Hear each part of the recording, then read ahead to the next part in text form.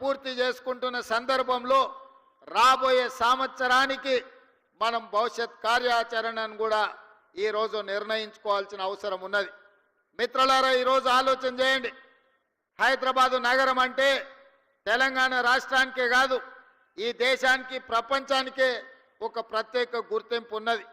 ఇవాళ అమెరికాలో సిలికాన్ వ్యాలీలో ఇంజనీర్లు ఉన్నారు అనంటే, సిలికాన్ వ్యాలీ నడుస్తుంది అనంటే, ఈ హైదరాబాదు నగరం తెలంగాణ రాష్ట్రంలో చదువుకున్న నిరుద్యోగ యువకులు ఇంజనీర్లుగా మారి అమెరికా లాంటి దేశాలను సాంకేతిక నైపుణ్యంతో అభివృద్ధి చేస్తున్నారంటే అందులో ఈ హైదరాబాదు నగరానికి ఒక ప్రత్యేకమైన స్థానం ఉన్నది.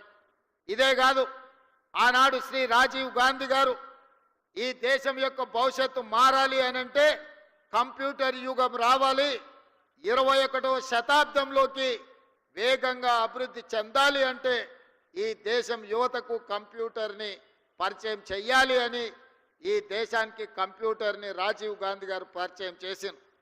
వారి నేపథ్యంలోనే ఆనాటి నేదురుమల్లి జనార్దన్ రెడ్డి ఉమ్మడి రాష్ట్ర ముఖ్యమంత్రి గారు మొట్టమొదట హైటెక్ సిటీకి శిలాఫలకం వేస్తే, ఆ తర్వాత వచ్చిన చంద్రబాబు నాయుడు గారు హైటెక్ సిటీని నిర్మించి ఐటీ కంపెనీలను వారు తీసుకురావడం జరిగింది.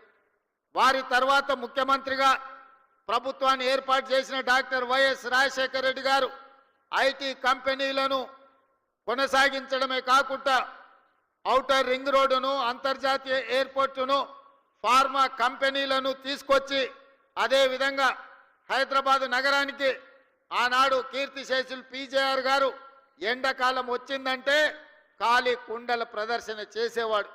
ఈ నగరానికి తాగునీటి సమస్యను శాశ్వతంగా పరిష్కరించాలి అని వారు బతుకున్నంత కాలం పి జనార్దన్ రెడ్డి గారు ఈ నగరంలో పేదల కోసం కొట్లాడి, వారి పోరాట ఫలితం కృష్ణా నుంచి Krishna phase 1, Krishna phase 2, Krishna phase 3 తాగు జలాలను తరలించడమే కాకుండా గోదావరి జలాలని నగరానికి తరలించిన చరిత్ర కాంగ్రెస్ పార్టీ.